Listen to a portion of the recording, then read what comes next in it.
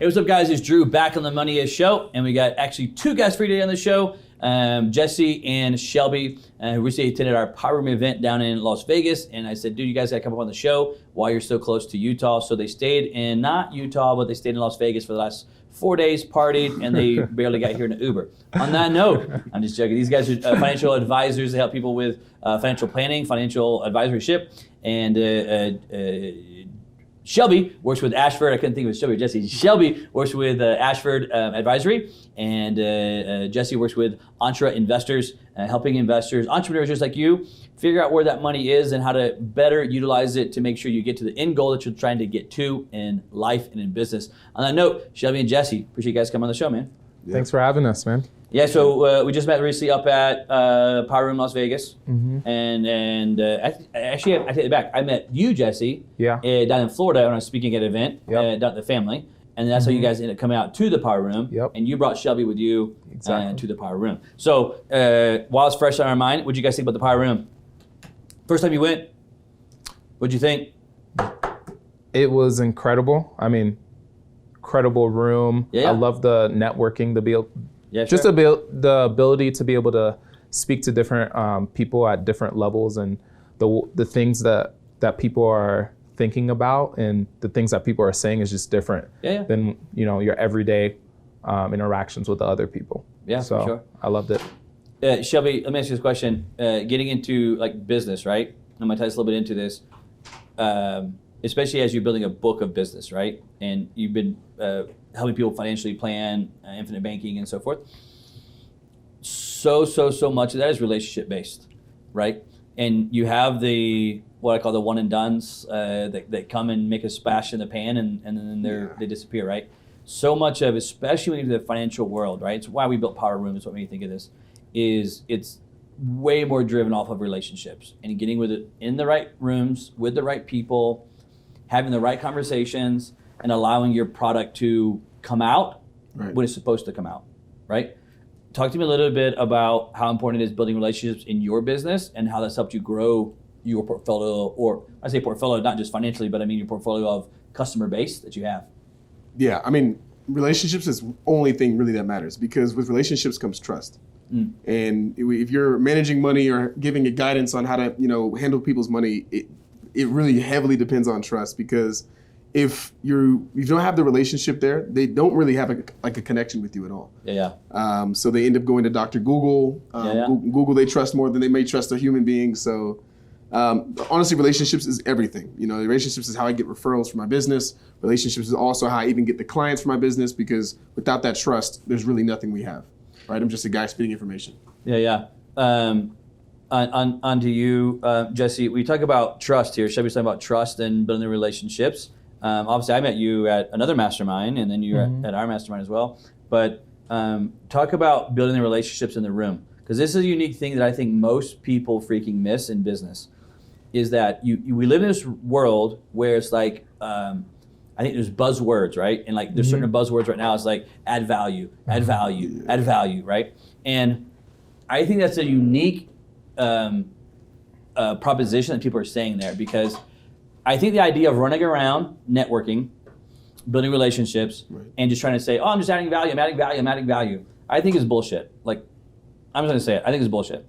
I think that if I look back in my career, what's made me successful is I added value, not wanting something in return, because that's wrong, but adding value to the right people. Does that make sense? Like, I put myself in front of the right opportunities. I put myself in the right rooms. I put myself in front of the right people, and then I try to add value as much as I could to that person, not with some idea that, okay, if I do this, you're gonna do this. If I do this, you're gonna do this.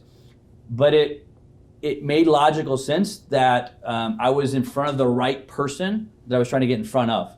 So my question to you, Jesse, is talk about when you're in these rooms, because in the brief time I know you, you're in 2 different rooms, masterminds. I know you're in other masterminds as well. Talk to me about how you guys go about connecting with the right people in these rooms as you build your business. Yeah, absolutely. So first thing I think is key is to be able to position yourself where you're able to separate yourself from the crowd, from other people.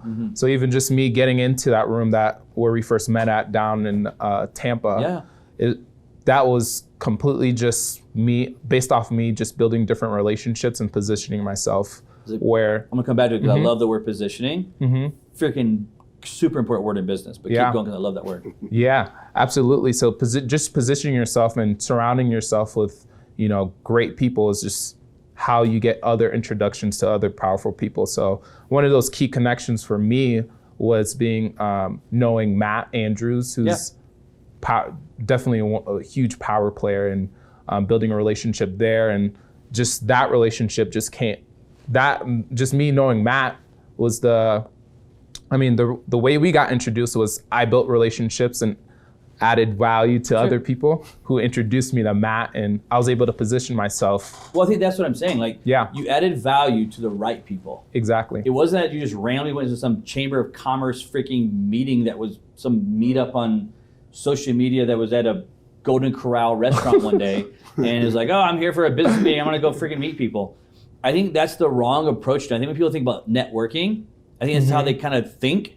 And for me, I've never been to one of those Golden Corral meetup meetings, but I put myself in the right rooms. Exactly. Like you talk about with Matt Andrews, right? And you added value to the right people that then introduced you to the right people. Yep. That then you got into Matt Andrews' room, and then that's where I showed up to speak at. And then that relationship, you went and met my partner, John, and then from that got into our power room, mastermind.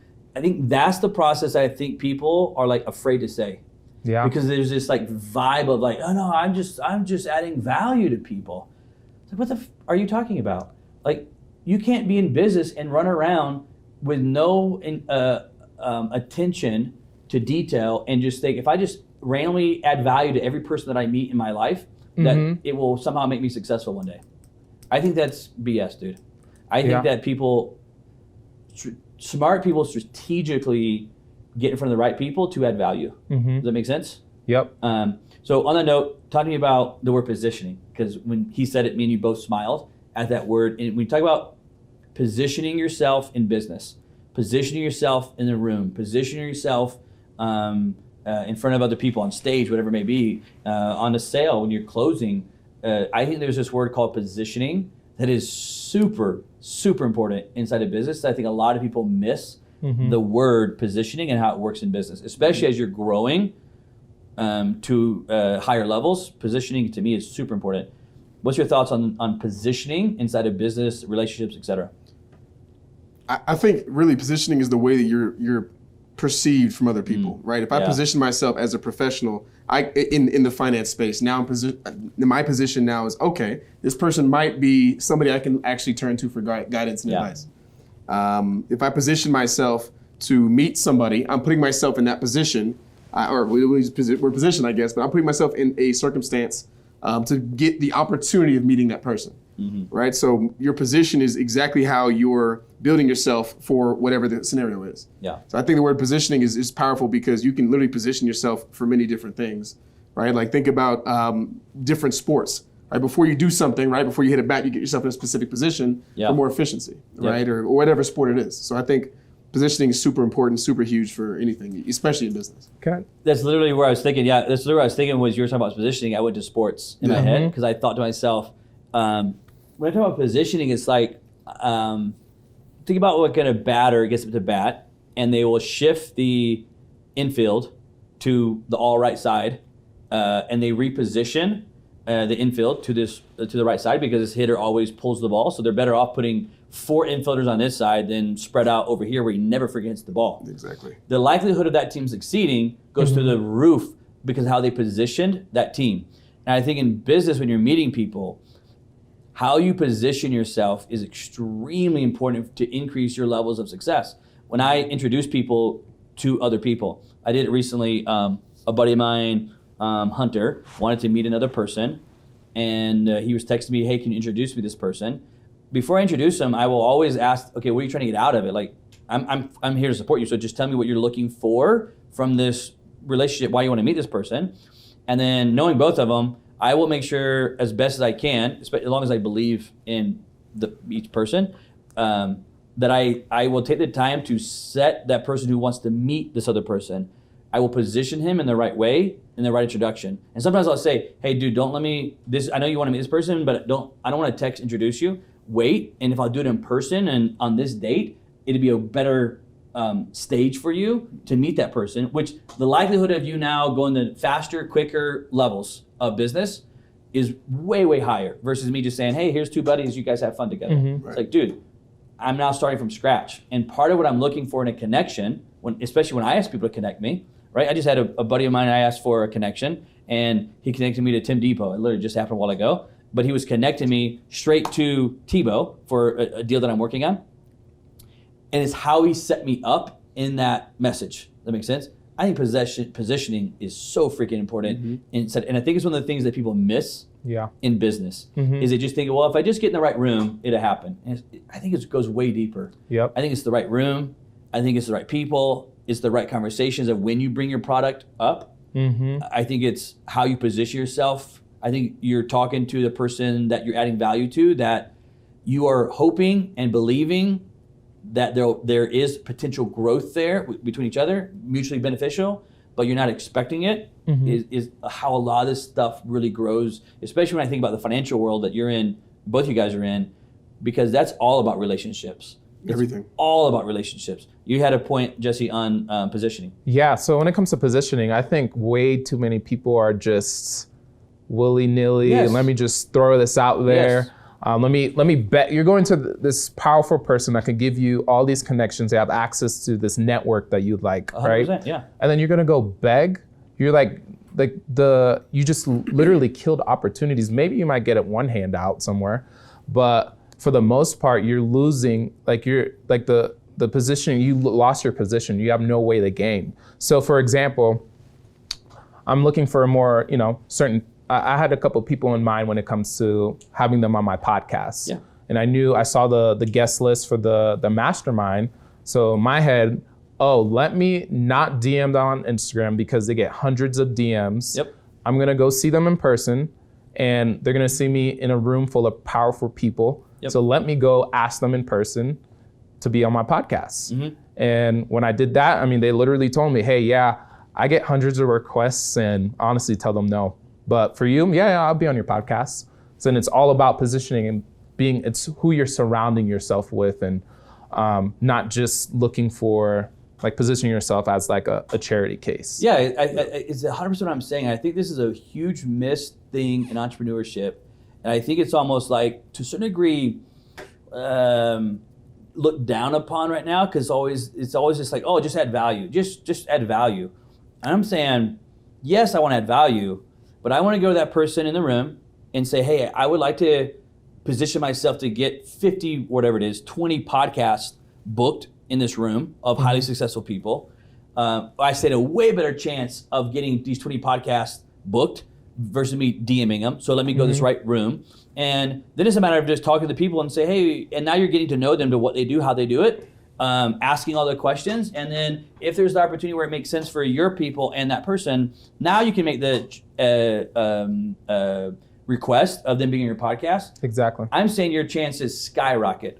Yep. You give me your podcast, and now it's the next level of, you never know. I cannot tell you how many people have sat in this chair, came on my show, I'd never met before, came on the show, and we now do business together, left and right, all over the place. Because now there's a connection, there's a deeper, and it's building that relationship as it goes forward, right? And I think people miss the positioning so much in these rooms. And it goes deeper because now you get, so-and-so on your podcast, and you get their friend on your podcast. Now you've positioned yourself to be able to go ask, that bigger name person where, all of my friends are on that podcast. I kind of feel left out. Let me jump on that. Yeah. So, and that's just another example of just positioning yourself where, all right, this person's credible. I know, like, and trust them. So I'm going to do this because my friends are doing it. 100% agree. I want to talk to you about your financial business.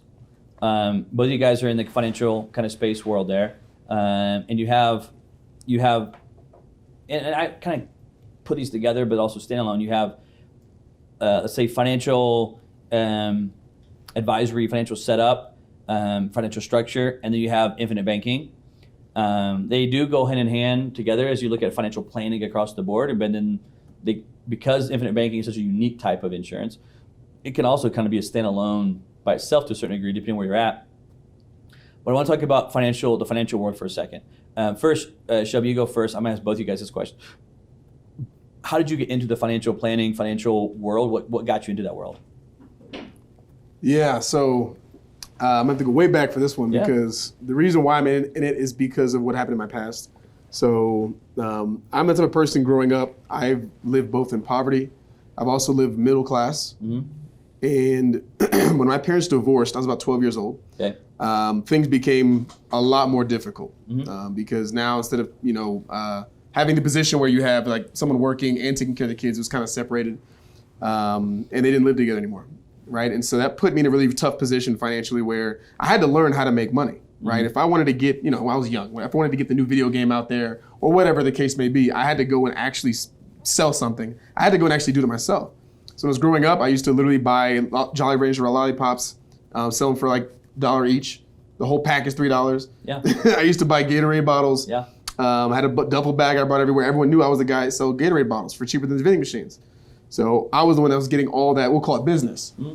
And that's how I used my money. This is where the entrepreneur set came in. So when I went to college, I knew I wanted to study finance because I knew that I and everybody who comes into my world would never really end up broke if I really study how money works.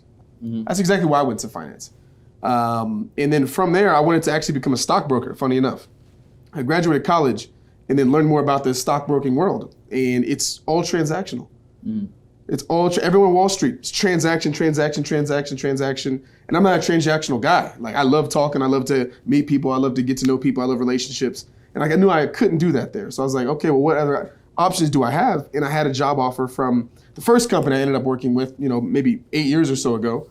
And that company is what got me started. And so since then, I'm like, I like this route. This route, I actually get to build relationships. I still get to talk about finance and money. And it's still what I'm really passionate about. So that's how I got into this industry. Jesse, how'd you get into it real quick? Yeah, so for me, just growing up, I mean, I've always loved business. It's not like, oh man, I want to work with money when I grow up, but just always having that itch ever since I was young of just being in business. Mm-hmm. And like I was a kid that I got sent to Disney World on a field trip with $20 and I came back with 50 because I would buy the pass. I see, I can spend $20 on a pass. I look at the meal, it's unlimited meals, $10 per meal. I'm gonna charge all these kids to get the meals and I'd still do what I want. Yeah. So just always having that entrepreneur mindset, and it just came natural to me. And before I was running my own business, I worked at a church where I was raising I'd raise like hundreds of thousands of dollars.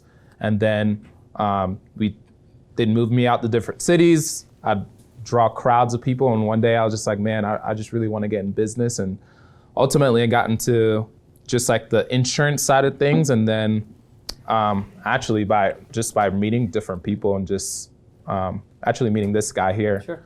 I got into the finance world. When you Shelby, when you talk about the financial world for a second, there's almost like what I call the old school standard approach. Let's just for a second just call it the 401k philosophy. Mm-hmm. And then there's like this entrepreneurial kind of approach, let's call it.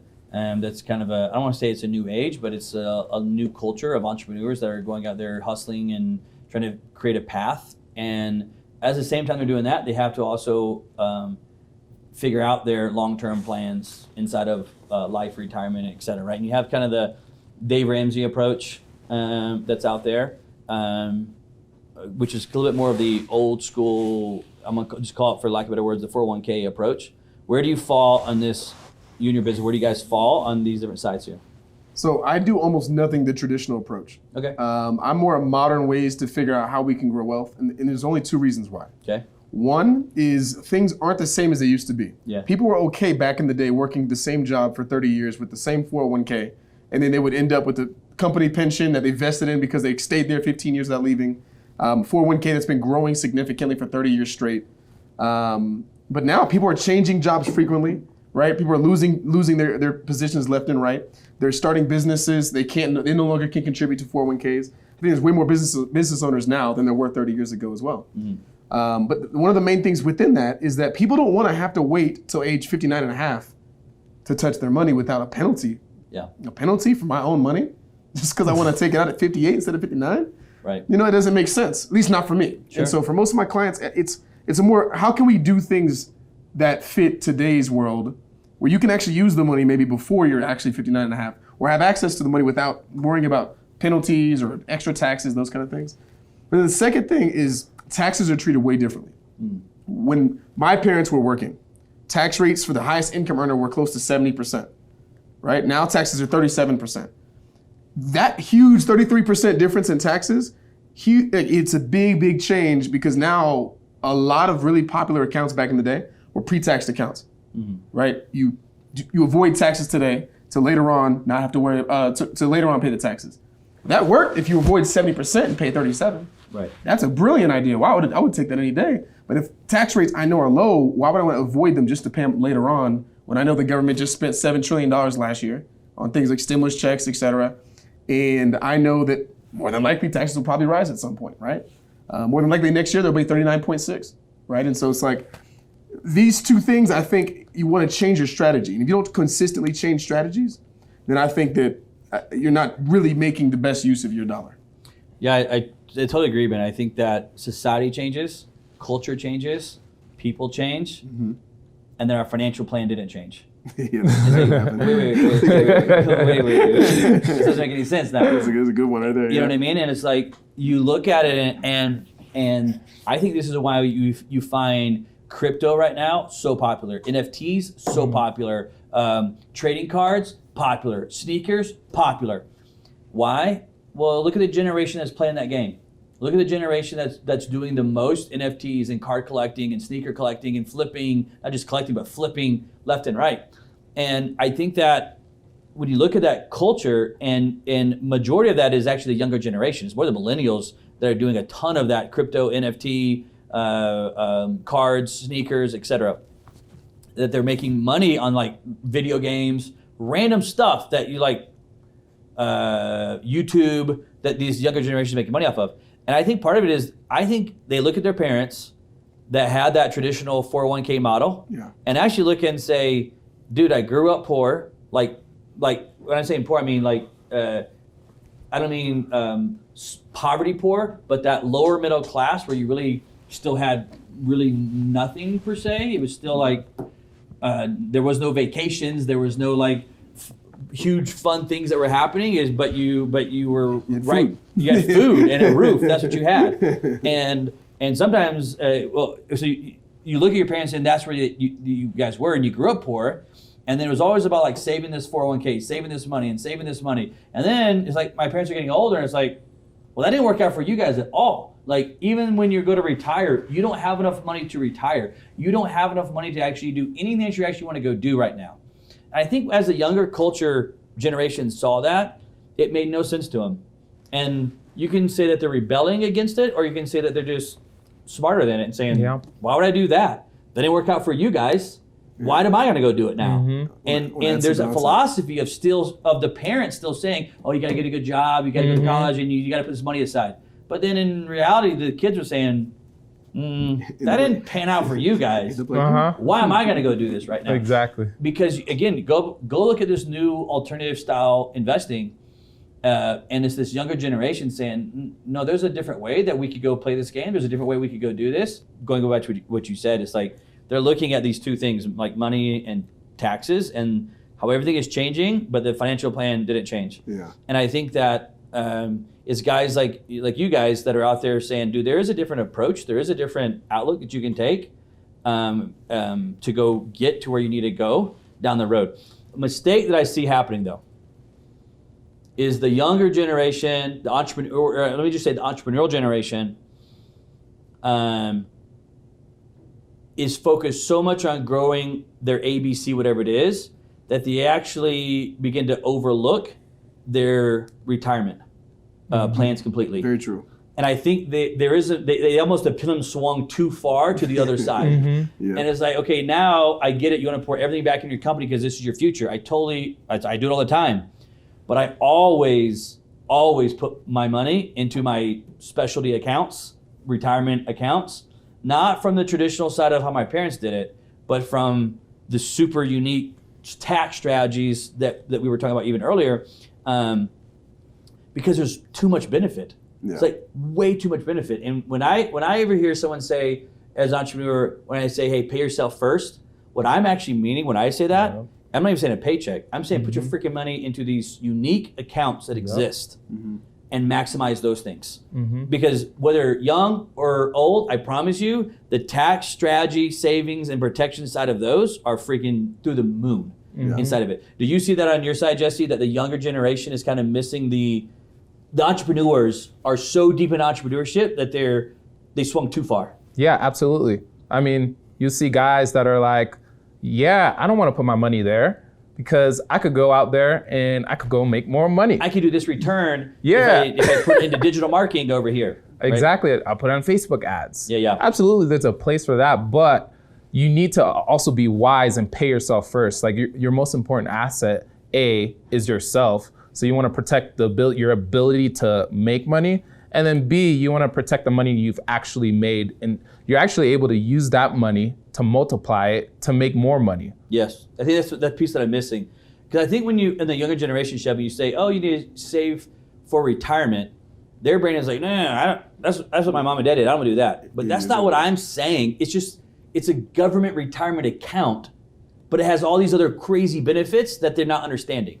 And something I wanted to bring up as well, I think this is probably one of the biggest things that really changed this generation, is this is a generation of instant gratification. Yes. Not delayed gratification. I think patience is something that's been, I don't want to say lost, but it's rare. And all these new things that are coming up, crypto, NFTs, even collection, all these things with flips, I think it's a lot of instant gratification, right? I got something, and then 3 months later, I was able to triple it. Or 3,000%, or whatever the case may be. And they're like, yeah, they get this thrill and this adrenaline rush. Like, I got to keep doing this, right? It reminds me of when gambling first started, almost.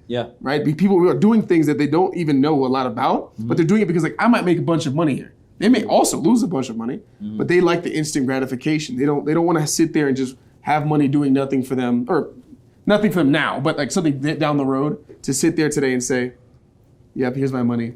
I'm going to put it away for, years to come and then take it out. They're like, nah, here we go. Okay, what, 3 months? Okay, cool. 6 months? That's fine. A year? Ooh, that's a long time. I'm old by then. Yeah. And they're saying a year, not 40 years. They're saying a year, and it's like, I'm not going to wait that long for it.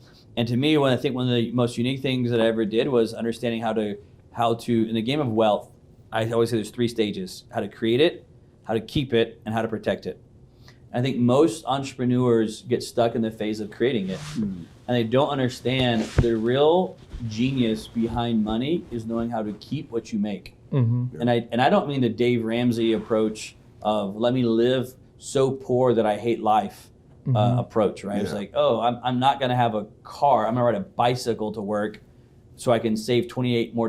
Like, dude, just my way of life is like, I just don't enjoy that, man. I want to enjoy life now, today, tomorrow, later when I retire. And I don't buy the idea of let me sacrifice everything now so that one day hopefully I can go retire and have what I want in life. And again, look, for some people, I'm not saying it doesn't work. For some people, that's what they should go do. For me, as an entrepreneur, it doesn't fit into what I'm looking to go do. Right. And I think there's this idea when you're talking about self-delayed gratification. I think a lot of it is that they just don't understand the power of keeping what you create. Because if you know how to keep what you create, you can work actually less and make more. If you know how to keep what you create. Instead, if you don't, you're gonna keep giving away, whether it be 70% or 39.7%. You're gonna keep giving that piece of it away, and therefore you have to work 39.7% harder to go make back to square one. And now you can go build some more. But then they're gonna take more of that one as you make that one. And this creates this vicious cycle that exists because they don't understand the game of money. And I think majority of entrepreneurs, do not understand the game of money. They miss it. And because there are rules to the game of money. There are things you have to go do that you should go do. If you don't, you are going to miss out in a drastic way. From your perspective, I'm going to ask both of you guys this question. From your perspective, Shelby, what are some of the things that you would say that someone who is an entrepreneur that are maybe your no-brainer rules or no-brainer concepts that, look, I don't care if you're an entrepreneur, you need to at least go look at doing this, this, and this. What are some of the no-brainer things that you think entrepreneurs should look at doing? And then I'm going to ask you the same question, Jesse. This is related to finance? Yeah, finance. Yeah, I would say the number one thing is that I think you need a strategy, whether that be an exit strategy. If you start a business, that's really important. A lot of people don't actually have that. They just kind of, this is fell on my lap. Oh, yeah. An exit strategy, I think, is very important. Knowing exactly what's going to happen to the business, who you're going to give it to, all that stuff is really important. Having the right insurance in place. I know a lot of people don't like the word insurance, but insurance is protection, right? So I tell everybody, income protection is the biggest one, right? Because if I got hurt or sick, can't go to work, guess what? Protection. Overhead expense insurance. If you have a lot of expenses, right? I say a lot is anything that you think would hurt you if you didn't have revenue coming in, but you still had that expenses going out. You need to get overhead expense protection. So basic things, even basic things like that, I think that they need a place to store their money. So not a traditional bank account, right? One traditional bank account, it could fail you one day. Don't know if it will. Not saying it will, but it could. It also does nothing for your money. Your money sits there, depreciates over time with inflation, and it's doing nothing for your money. So they need a place to store that money. One, to protect themselves, right? But two, so it can grow. And three, literally, because if I had my money there, I know that my money's making money for me. Yeah. I'm no longer trading. The whole idea of entrepreneurship is ideally, at least from what I know, is getting to a point where I'm not trading hours for dollars anymore, right? Time is the freedom that I like, at least for me personally. And so if I keep trading that time for money, then I never end up in a position where I have time. Yeah. Right. And so by doing these things, I now know my money's protected.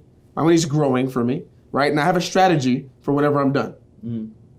That's exactly how you create wealth, protect it, etc. So that's my take. Yeah, I do that. Those 3 steps, you using different words, but it's what I'm saying. We're saying the same thing. Yeah, exactly. Because growth, create. Your money has to be growing for you. Your job is to make your money go to work. I look at money as almost like employees, and my job is to make these employees. I need these employees to go to work, produce, and bring me back an ROI. And if that employee is not helping me produce, if I had a company, if I had a restaurant, keep it super simple. If I had a restaurant and it was lunchtime and there's a line out the door and everything is thriving and customers are buying food, and I walk back in the kitchen and one of my workers that's there, that I'm paying as an employee to be there to work, is laying on a sack of potatoes sleeping. What would someone do in that scenario? And I've taught this class, it gives illustration all over the world. Only 2 different results. Number one, the owner can say, well, I'm gonna use this as a training mechanism, and I'm gonna sit down and have a come to Jesus meeting with this employee and say, look, man, you cannot take a break in our peak time just because you want to go sleep right now instead of actually work, and you're gonna have a come to Jesus meeting. Or other people say, dude, I'm not here to help train you if you don't understand that you can't sleep while you're working for me, so I'm just gonna fire you. Those are the 2 outcomes that people would have. And when you look at it from that perspective, if that was your store, it's like, oh, that's a no-brainer. Now all I want you to do is replace that employee that was sleeping in the job that you were paying, not during a break time, right? But working hours. Now replace that employee with money.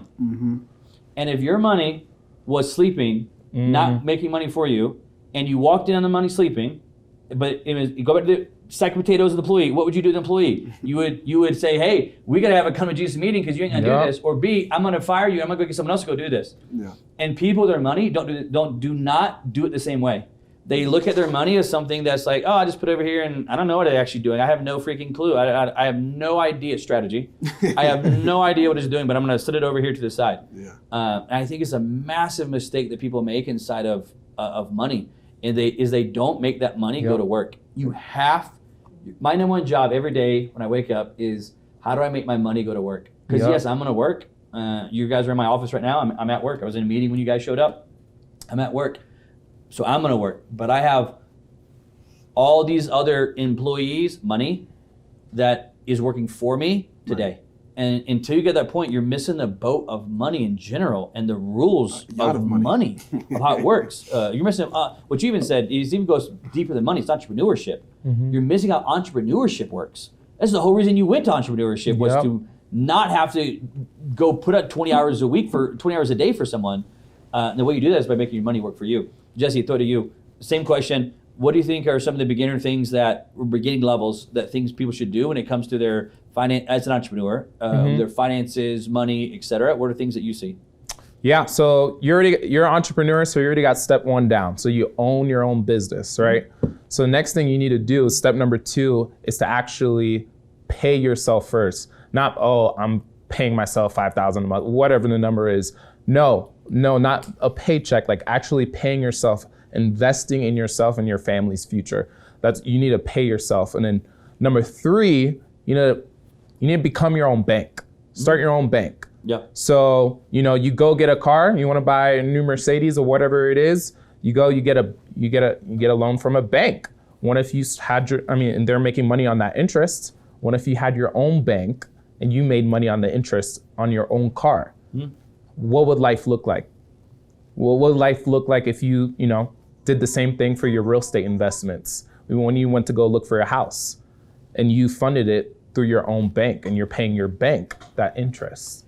Yeah, so on the note of be your bank, for those that listeners or viewers that don't know what he's talking about, there's an extremely unique wealth strategy approach that a lot of wealthy people take, whether you call it infinite banking, be your own bank, it's called many different things. Mm-hmm. But the strategy you're talking about is, if you go back in history and study, 2 wealthy families, Vanderbilts and Rockefellers, and you go study how they built out their family wealth. And for those that don't know, Vanderbilts are actually wealthier than the Rockefellers back in the day when it first got started. And in the Vanderbilt side, today's generation of Vanderbilts, through all those generations, I forget how many, I think it's like 6 generations now, their wealth has completely pretty much depreciated? Not depreciated, but I'm going to go with that word, but it wasn't depreciated. But I'll go with depreciated. Dang it, Drew. Depreciated. It went away. Okay. Their money has pretty much gone away, and they have very few. There was actually a study done in an article that was written about them. That I think it was only like 17 of the Vanderbilt's family is worth more than $1 million right now. Wow. Of all, that's hundreds of people now as it branched out. But I think the article said only 17 of the Vanderbilts are actually worth more than $1 million right now. That's crazy. And you got to understand, back in the day, they had more money than Jeff Bezos had. They had more money than Warren Buffett had. And now here we are, that only 17 people or even have $1 million in their entire family right now. Go back to the Rockefellers at the time, and the Rockefellers are still on face of planet Earth, are one of the wealthiest families on the face of the planet. And a lot of it is traced back to be your own bank, infinite banking kind of side of it. And that was one of the big differences that they said the 2 families did at the time, was being in your own bank. And studying it to the Rockefellers, there's unique things where if you're in the Rockefeller family estate, let's call it, you can borrow money from their be your own bank. If you're gonna go buy a car, in your example. But what happens is when they do that, they're getting paid twice on their money, basically. Which is where a lot of people don't understand how be your own bank works. Is you're actually getting paid 2 times for the same. Let's say it's $100,000. You're going to get paid twice on the $100,000. Once in the insurance because it's paying you, and once because in this example, this family member or yourself, it doesn't matter, is paying the interest. So instead of paying it to Ally Bank for the car, you're actually just paying it back to your own freaking bank account. And now this same $100,000 is getting paid twice. You're making money twice on it versus actually making no money on it, which is what most people end up doing. They make zero money off of it. And this is one of the big things that separates wealthy families, is understand this principle. It also goes back to what you were talking about earlier, strategy, tax strategies, because there's all kinds of tax advantages inside of this, and protection. There's all kinds of protection inside of this, be your own bank as well inside of it. If they want to know more, be your own bank is a huge category that is, it takes some time to sit down with an expert to truly understand how it works. And you actually have to, in my opinion, you actually have to see it, like on a chart. You have to be able to see the numbers, because until you do, it's just like, it never I tried it and it never inputted in my head because it's like, this doesn't make any sense. This doesn't make any sense. And then when you like lay it out and actually can see it, it's like, holy shit. If they want to get more information about your own bank, et cetera, where's the best place for them to hit you up at? Yeah. So you can either go to my website, entreinvestors.com, or just go on my Instagram, JWSTAZZ on Instagram. Social media is Instagram the main one that you're on? Yep. Most of the time, or your website at Entre Investor? Yep. Well, what about you, Shelby? Instagram, LinkedIn. So you can find me at SAG or SAG. It's my initials _ Wealth is Health. Wealth is health. Wealth is health is like my tagline, right? So, and same thing. LinkedIn, you can find me Shelby Green, Wealth is Health. So. And Instagram is same Shelby Green, or Instagram is SOG. SAG, yeah. Shelby Green apparently is too long, the word counts. Yeah. So it's just lowered to my initials, SAG _ Wealth is Health. So Instagram is probably my most prominent platform. I use that for most things. I have the most followers there, so that's Right on. But tell me about Wealth is Health. You just said a statement, and I thought it was intriguing. You say, why is that your tagline? What does that mean to you? Yeah, so I'm sure you've heard this before, that health is wealth, right? And I don't disagree with that. So, anybody listening is like, oh, okay. It doesn't mean that, to say wealth is health does not mean health isn't wealth. But wealth is also health, because think about the financial status or mindset that somebody has, right, when they have money versus when they don't. They're stressing about different things, right? And so when I say health, it actually stemmed back from the 3 pillars that we used to have. One was financial development, one was spiritual development, one was personal development. And within the spiritual development was emotional. And it goes to a place where it was just one of our pillars of health, where we want everyone to be healthy all around, not just in one place. So when I say wealth is health, well, think about you have different things that you're worrying about. You are no longer worried about all wealth or all the issues that come with money, right? Whether you're not worried about, oh my gosh, I'm depressed, I have to get a new job. You're not worrying about how am I going to make the next bill payment? You don't have a bunch of money owed to all these people. You're like, oh my gosh, woe is me, et cetera. I don't have money to give them money. And so wealth is health originally stemmed from those pillars of health where, hey, this wealth, and I'm not talking about just money. So when I say wealth is not just money. Wealth is like a mindset. Wealth is how you feel, right? Wealth means you have what it is you're looking for, to me at least. And so it's not just about like a dollar amount specifically, but you just no longer have those type of stresses. You are now wealthy, right? So wealthy is not just money, wealthy is everything, right? Like I said, personal, spiritual, and financial development. I think all those tend to the wealth. So wealth is health. I agree with you from one standpoint. When you said it, I thought of was, I think money has taken a negative connotation from, I'm gonna say, our past generation, meaning like my parents, that generation there, where money was almost like looked down. If you were poor, especially, it was looked down upon. Like it was like, oh, well, people that have money are evil and money is bad, and it kind of had this like negative connotation. And to me, now looking back, okay, I think it was a little bit of justification of why they were poor. Yep. Like I'm just being truly honest. Is I think because they didn't have money, they couldn't get money. Like it wasn't a thing. So instead they had to come up with a reason. Think about it from a parent standpoint, right? When you grow up in a home and it's like, okay, we don't have money for blank, whatever this is. I don't have money for my kids. Like I don't have money to take my kids on vacation. I don't have money to buy my kids the shoes they want for basketball. I don't have the money to take my kids out to dinner tonight. We got to eat ramen noodles. And as you go down that path as a parent, no parent, in my opinion, wants to do that with their children. I think parents want to provide their children the absolute best that they can. Yeah. But I think sooner or later it hit them that, oh shit, I'm not providing the best resources, opportunities, experiences for my children. And I think it got to a point where they can't live with it. It's like, it's so, go back to health is wealth. It begins the depression phase. And I think they came up with a justification as to why they don't have money. And it's like, oh, well, the Bible says that money is evil. So it's like, well, are we trying to be the most poor family for Christ? We're supposed to be the poorest family alive. And it's almost like they reverse the roles. But it doesn't even say money. that. No, it doesn't say that. It says money the love of money is the root of evil. So it's even justifying it, reading it the wrong way. So, dude, trust me, I can go really deep on the spiritual side of things here with you, and it's just a justification. In Ecclesiastes, I can't remember the verse. I think it's like 5:12. It actually says that, but money answereth all things. Mm-hmm. Now, I never heard that from the pulpit when I was growing up. No. That money will answer all things. All I heard was, like that money was bad, basically. Mm-hmm. But in the same freaking Bible, it literally says, "But money answereth all things," and it's going to your point. And what I mean by that is, like, think about it. Wealth is health, because when I have money, remember, go back to the other verse. Money answereth all things. When something is wrong, it's amazing how fast money can fix things. Mm-hmm. Amazing how fast. It's amazing when something is not working the right way. Money can fix so many freaking things. In business, you can have a horrible business owner. One thing that will overcome all of that business owner's mistakes: cash flow. Yeah. Cash flow. I have more money than my stupidity. Therefore, I can be as stupid as I want in business, but my cash flow covers all my mistakes. Again, money will fix so many problems in life and in business. And when you can fix those problems, your health will change. Yep.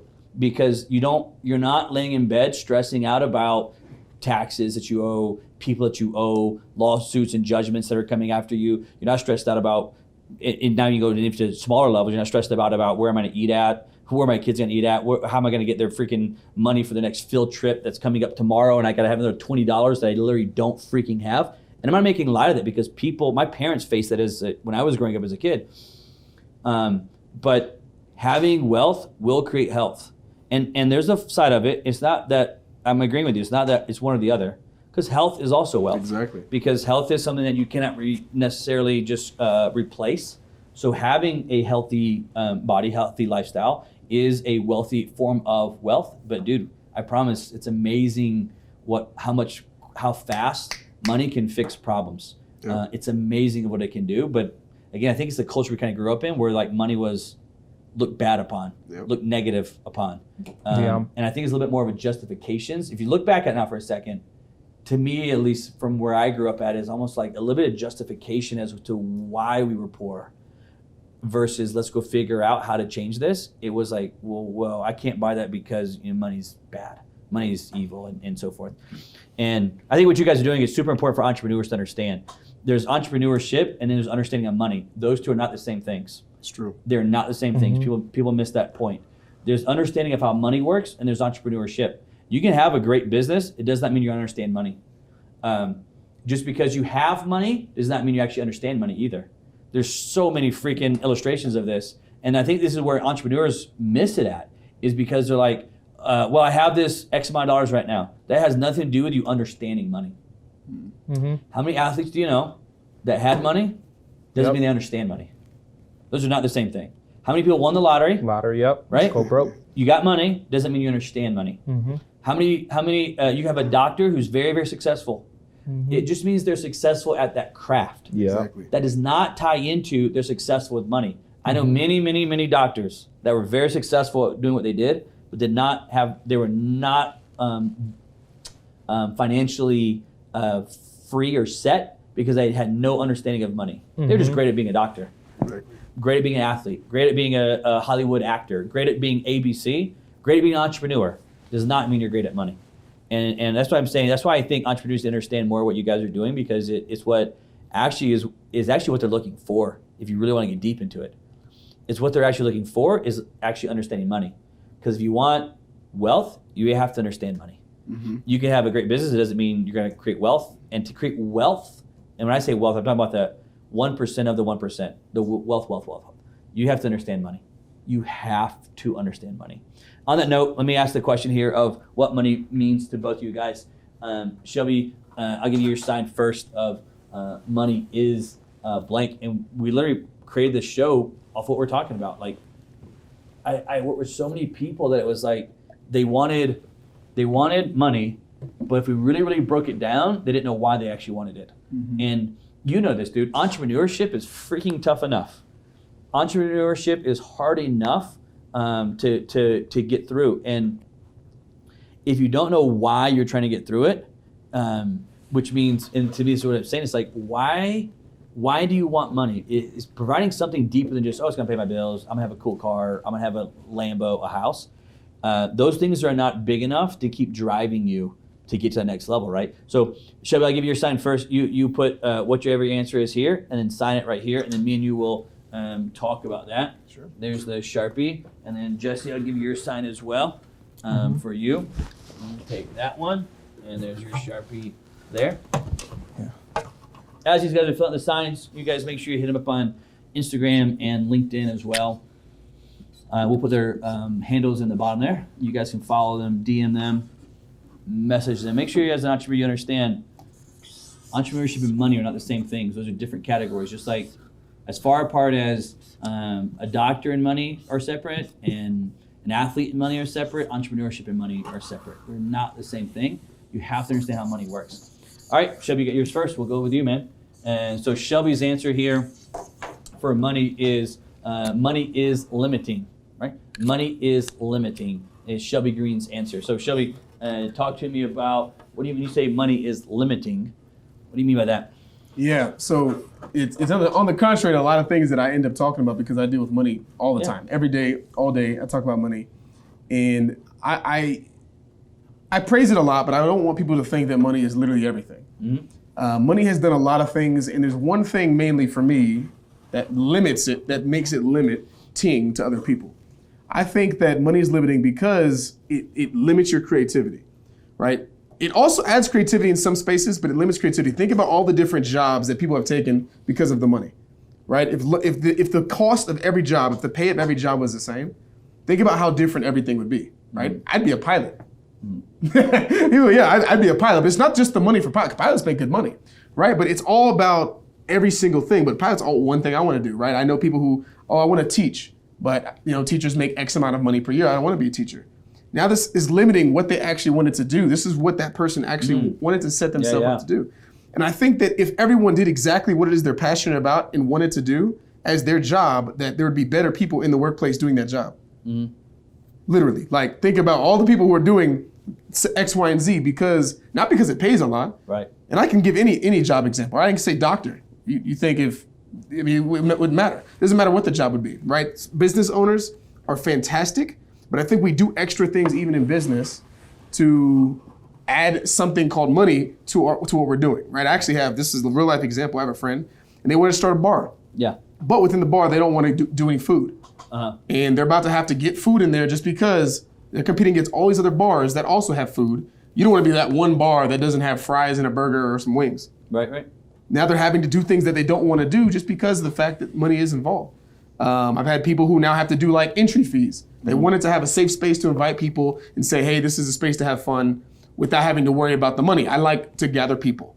But now they have to charge that in order to accommodate for money. And there's a lot of different things that money make us do, especially in business. So I think money is limiting for that reason. I think it limits creativity to a certain degree. And once again, going back to my statement, if everybody had the job they wanted without worrying about what it pays, I think there'd be better people well-positioned for that job. Yeah, no, I'm completely following what you're saying, and money is limiting. And it's very, very true because you think about it, like people choose certain careers, not because they love it, but because, this was going to pay more. So I'm going to do this instead. I'm going to do this because all illustration you just gave, right? So money is limiting across the board. Uniquely enough, I would also say money is limitless. It is, yeah. That's the crazy thing about it. It's like catch-22 because go back to, if this person had enough money, they wouldn't have to charge an entry fee to go into their event, whatever it is they was holding, right? Because money then gave them the ability to do what they wanted to go do. But until they get enough money, money is limiting until you get to the point where money can become limitless. But it's one of the two. And most people that we all know start with money is limiting. And truth be told, 100%. I would even tell you that most people stay at money is limiting. That's the truth of the matter. Yeah. I think actually most people stay at money is limiting. That's the thing. I only had one word, so I gave you. But I'd agree. They never get to the next level. You know what I mean? And in business, whatever it is doing, money is limiting, and it has been and always will be for them. It's a very, very true word that money is limiting. And if you get to the other side of it, money can be limitless. But dude, it's tough. It's not easy to get to the other side. But great answer, man. All right, Jesse. Yeah. Give me an answer here. This is Jesse, and his answer is money is water. Money is water. I'm hoping you're going to go something to do with Bruce Lee on this one. You heard Bruce Lee's quote on water? I don't know it. Oh, man, it's a Because great... money is not water, water is water, okay? It's a great quote on water. And he's basically saying that we as humans should be like water. And we should... water is extremely powerful. I've never thought about this before until I was going through the quote. Water when it freezes, can freaking knock over the Sears Tower building because it's that freaking powerful. Like water can, as it freezes, can uproot trees. Water creates power. Water can, enough water that's spinning, literally can turn on buildings, lights, but also has an ability to tear them down. And so water, the power of water, and then he talked about you as a person should be fluid like water, and you should be able to flow and absorb and be like water, that it's moldable to what you need it to go be. And again, like if water's rushing down that box right there, water is irrelevant to it. Water just goes around it. It doesn't mean anything to it. Water will go over it, under it, through it, around it. It doesn't matter. Until it's enough water that it just tears it all apart. It's like the craziest thing is like water. Holy shit, you're right. Water into it. All right. You have anything else now? So hopefully I didn't take all your answers. I was like, actually wasn't going that direction, but that's a good way to go, though. Oh, shoot. So you take that. All right, you give me why Jesse put water as money. Yeah. Or money is water, sorry. Yeah, money is water. The reason why, I mean, I'm drinking water right now. It's living. It's giving me life. Without it, you can't live too long without the water. You need it to live. Yeah. So when you think about water, how does water go? Like it flows. Water doesn't stay still. If you're gonna put this cup of water somewhere for a few days, a month or so, it's gonna start to stink up. Like you don't want water. It's the same thing with money. Yep. So money is water. Like you want it to keep flowing. If you look at people that make a lot of money, if you want to use that analogy, I mean their water's going down the toilet. It's in the sewer. I mean your money could be in the sewer. It could be where everybody else's money is or their water is, which is the ocean. Salty, you can't really drink that, right? But when you really understand how it works, your money could be like a river where it gives life. So money's water. Yeah, it's a good answer. I always say that, I always talk about money is a game and there's rules to the game. One of the rules that is an absolute rule of money is money movement. Yep. Money has to stay in movement. There's no other way for you to go through it. And I used to give the example in class talking about water, and I said, there's a TV show called Naked and Afraid. Have you ever seen that one? And they'll drop people off and they'll go, sometimes they'll go a couple of days without water. Yep. And they'll come up to a puddle of water that's like muddy, disgusting, like water, but they're so freaking literally like losing their mind because they're dehydrated. Knowing that water is not good for them, they'll still drink the water because they have to have it in their systems. And sure enough, you'll see that when that water is not moving, water dies. Yep. It becomes actually very infectious and can kill you. When you leave water in a standalone point, a swamp, is water that doesn't move and it gets dirtier and nastier to the point it can kill you. If you go back to trace the word money, watch this. Remember, money has to stay in movement. Where does the word money come from? What's an older word for the word money that used to be used for the word money? Cash, currency. So the word money comes from the word currency. That's where that word comes from. Where does the word currency come from? Current. Where does current? Water. For there to be a current in water, the water has to be moving. The very thing that you're trying to get in life, which is money, comes from the word currents. And currents come from the water moving, not standing still. So if you want money has to constantly, like a watering current, it has to flow. And as long as you are just trying to stockpile and hold, you have dead water. Yep. You have water that if you drink, it will kill you. This is where you're talking about in the bank. Two things are going to eat it: taxes and inflation. It's going to destroy your money. If you don't want to destroy your money or it to be deadly money, your money has to flow like water. Remember, money comes from currency. Currency comes from currents. If you want to have money, it has to flow. It can never sit still. Your number one job is to always make money move. Anyways, guys, man, I appreciate you guys coming on the show. Appreciate you guys coming to Power Room last week and taking time with us there. And again, anybody that is listening, one reason you should talk to Jesse and Shelby is, remember, just because you understand entrepreneurship does not mean you understand money. Those are not directly correlated to each other. They're not directly connected. Just because you're a great doctor does not mean you're great at money, an athlete. But sometimes people think because they're an entrepreneur, I'm really good at money. And that's only because everybody around you tells you that they assume that you're super, super successful, and you have this fake, that you didn't even build it, but it creates a fake wall of success because your family and your friends who never went and did the entrepreneur path looks at you and is like, my God, they have all this stuff that I love to have. They're so successful. But internally, listen to me, you know and I know, it ain't there, man. And you're missing the boat until you got to swallow some humble pie. And you didn't have to tell your family, just at least come talk to Jesse and Shelby and learn money and actually live the real life that everybody's telling you that you are in your family. That makes sense? 100%. Yeah. All right, absolutely. Guys, I appreciate you coming on the show, man. I hope you guys enjoyed watching this episode of The Money Is Show. We'll see you next week on The Money Is Show.